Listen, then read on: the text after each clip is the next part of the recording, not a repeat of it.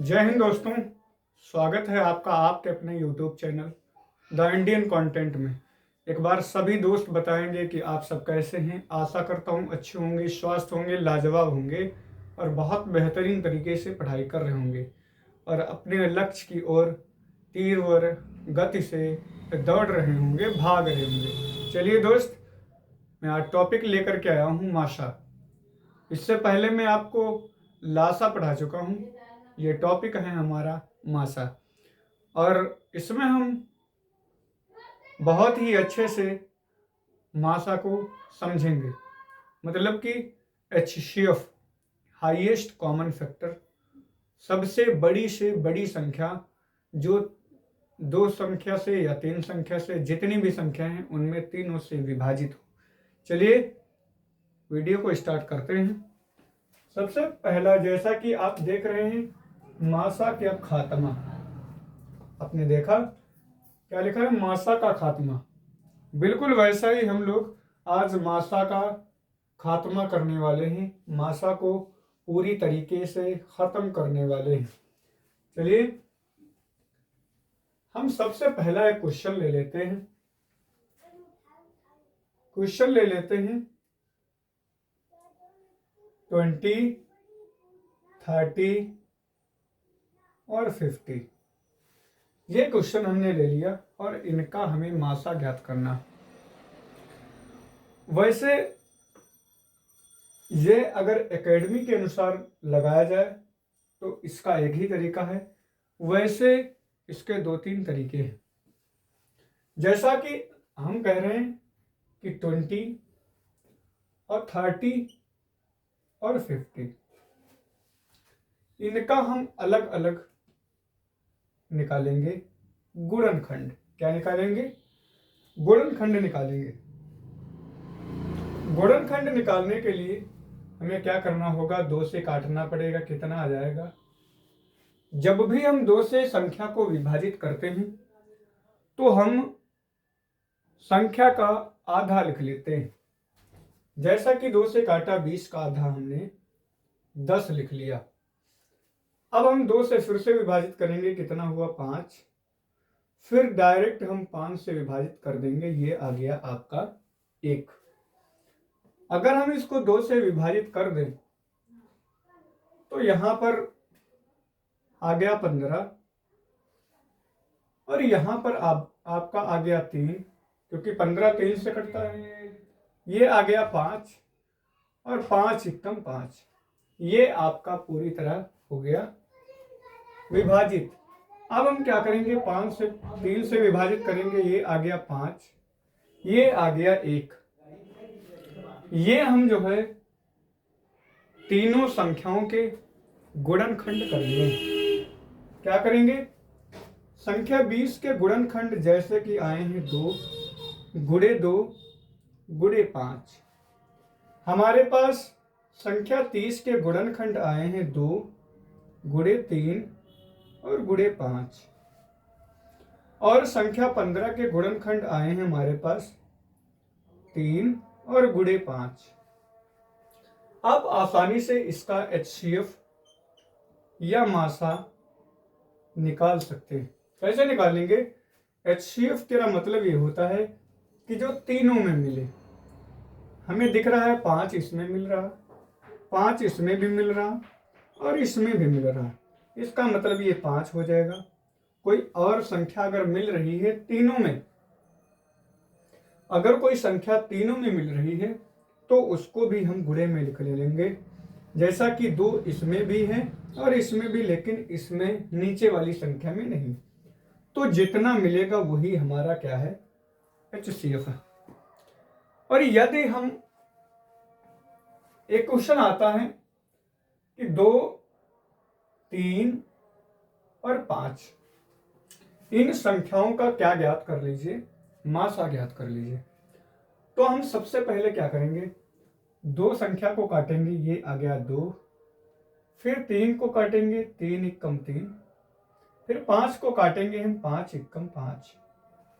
जैसा कि आपने देखा 2 के इस संख्या के गुणनखंड के आगे 2, ये 3 के आगे 3, ये 5 के क्या आगे आप देखेंगे कि क्या कोई संख्या मिल रही है और नहीं मिल रही है।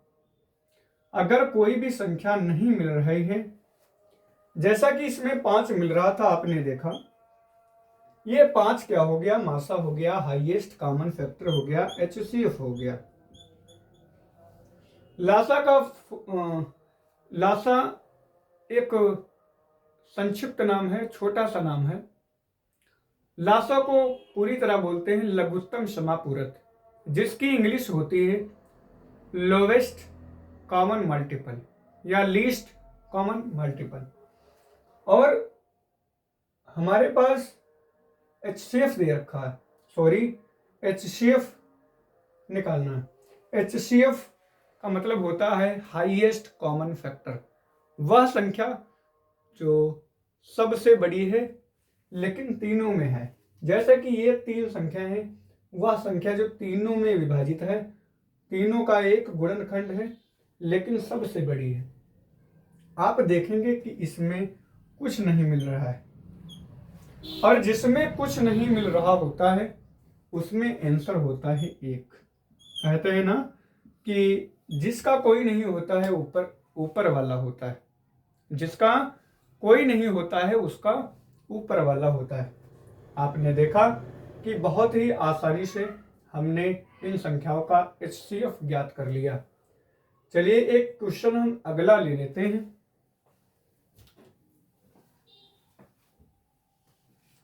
अगर 2 संख्याओं का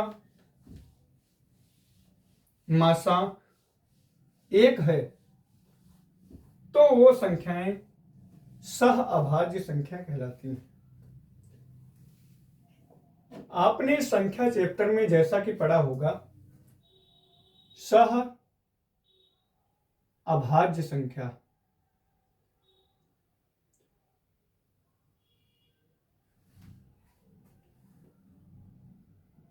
इसमें यह होता है, इनकी परिभाषा ये होती है कि वे संख्याएं जिनका मासा 1 हो। जैसा कि 2, 3 लिख दिया हमने, इनका मासा क्या है, इनका मासा कुछ भी नहीं है। 2 और 3 को ऐसे निकालो, 2 से काट दीजिए 1 और फिर 3 से काट दीजिए 1। 2 का गुणनखंड 2 गुणे 1 आ गया। नहीं लिखेंगे 3 का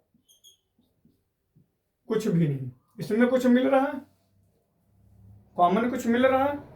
और अगर नहीं मिल रहा है, अगर कुछ नहीं मिल रहा है तो इनका मासा क्या है, 1। कहते हैं जिसका कोई नहीं होता है उसका ऊपर वाला होता है। चलिए तो ये क्या है, जैसे कि 4, 5 है, 5, 7 है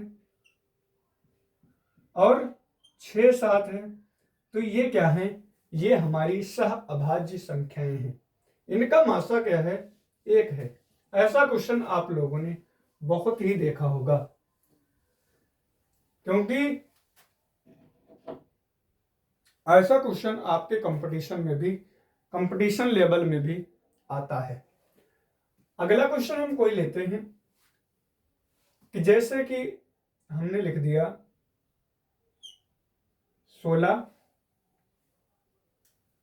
हमने लिख दिया 32, हमने लिख दिया 8 का HCF क्या होगा या मासा क्या होगा। HCF क्या होगा, मासा क्या होगा, इस क्वेश्चन को हम ज्ञात करते हैं। अब हम 16 की सबसे पहले गुणनखंड निकालेंगे। 2 से काटिए, 16 का आधा लिख लीजिए। जब भी आपके पास संख्या को 2 से विभाजित करने वाली आ जाए, मतलब कि 2 से तभी विभाजित होती है जब उसका अंतिम अंक सम होता है या शून्य होता है, तब ये संख्याएं क्या होती हैं, तब ये संख्याएं क्या होती हैं, 2 से पूर्णतः विभाजित हो जाती हैं। अब जैसा कि हमने 16 का आधा लिख लिया और 2 से विभाजित करते समय हमने रूल्स बताया है आपको कि जब भी आपको संख्या को 2 से विभाजित करना है तो आप नीचे आधे लिखकर चले जाइए। 2 से काटा 4 लिख लिया, 4 का आधा क्या होता है, 2 से काटा तो 2 लिख लिया, फिर 2 का आधा क्या लिख लिया, 1। हमेशा जो है ये संख्या 2 से विभाजित होती चली गई। जैसा कि इसको काटते हैं 32 का आधा 16, फिर 2 से काटते हैं 16 का आधा 8, फिर 2 से काटते हैं 8 का आधा 4, फिर 2 से काटते हैं 4 का आधा 2, फिर 2 से काटते हैं 2 का आधा 1। इस प्रकार हम 8 को भी काट लेते हैं। 2 से काटा 4 आ गया, 2 से काटा 2 आ गया और 2 से काटा 1 आ गया। यहाँ पर जब 2 से हम विभाजित करते हैं तो 2 का पहाड़ा पढ़ना पड़ता है और 8 से ज्यादा ना हो। कितनी बार पढ़ा हमने, 4 बार पढ़ा। यहाँ पर कितना पढ़ा, 2 बार पढ़ा और फिर नीचे 1 आ गया। जैसा कि आप देख रहे होंगे 16 के गुणनखंड ये आए हैं 2 गुणे 2 गुणे 2, 4 बार लिखा है। आपने देखा 32 के क्या आए हैं, 2 गुणे 2 गुणे 2 गुणे 2 गुणे 2, 5 बार आए हैं। आपने देखा 8 के गुणनखंड आए हैं 2 गुणे 2 और गुणे 2, मतलब कि ये तीनों मिल रहे हैं।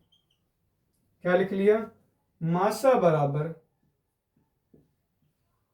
ये 2 लिख लिया। और कुछ मिल रहा है, तीनों में मिल रहा है 2, ये भी लिख लिया।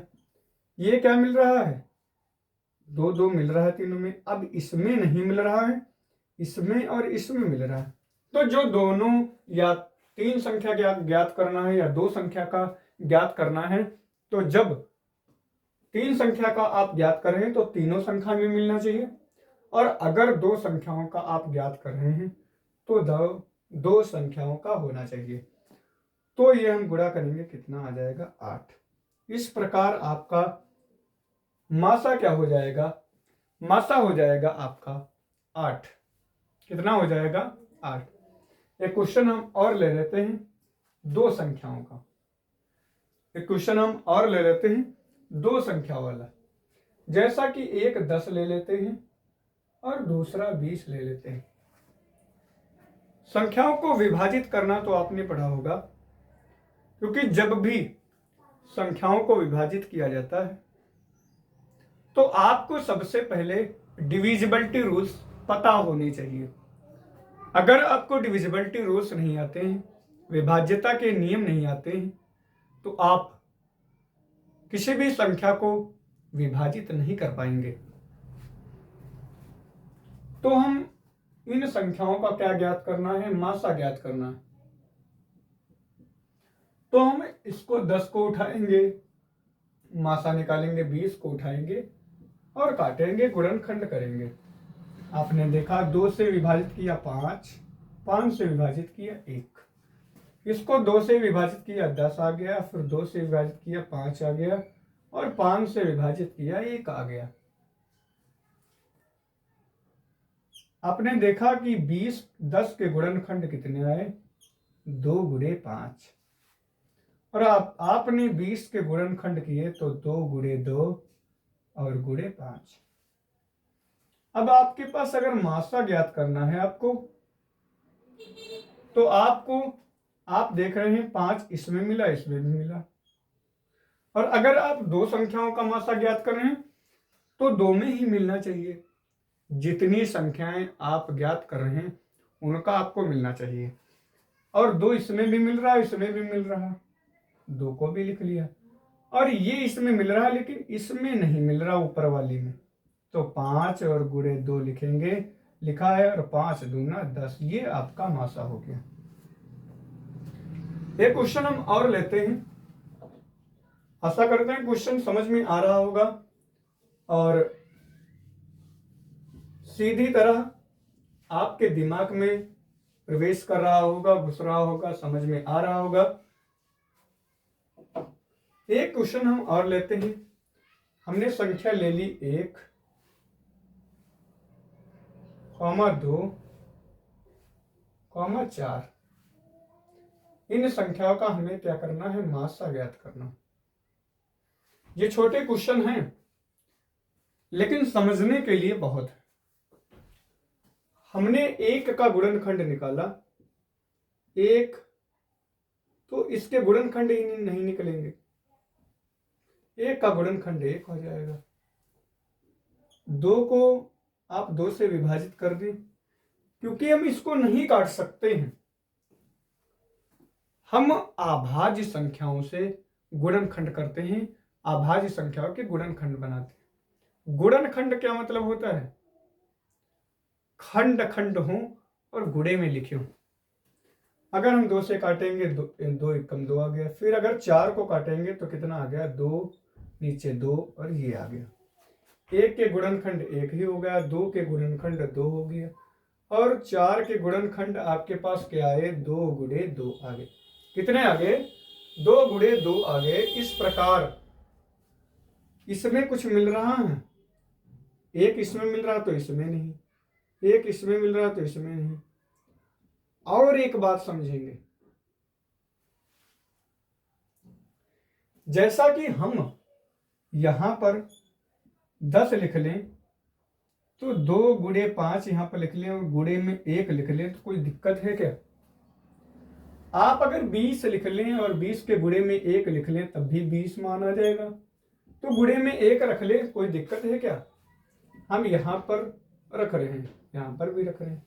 अब तो 1 मिल रहा है तीनों में, और अब जब मिल रहा है तो ये मासा कितना हो गया आपके पास? मासा आपके पास हो गया 1। इस प्रकार आप आसानी से मासा को ज्ञात कर सकते हैं। अगले वीडियो में मैं लासा और मासा के भिन्नों के बारे में आपको बताऊंगा। चलिए हम अपना वीडियो यहीं पर स्टॉप करते हैं, और हमारे वीडियो को ज़्यादा से ज़्यादा लाइक करते रहिए, हमारे चैनल को सब्सक्राइब करते रहिए, और समझ में आए तो बेल आइकन को भी दबाएं, जिससे हमारा आने वाला वीडियो आप तक जरूर पहुंचे। तो चलिए दोस्तों, मिलते हैं अगले वीडियो में। तब तक के लिए जय हिंद, जय भारत।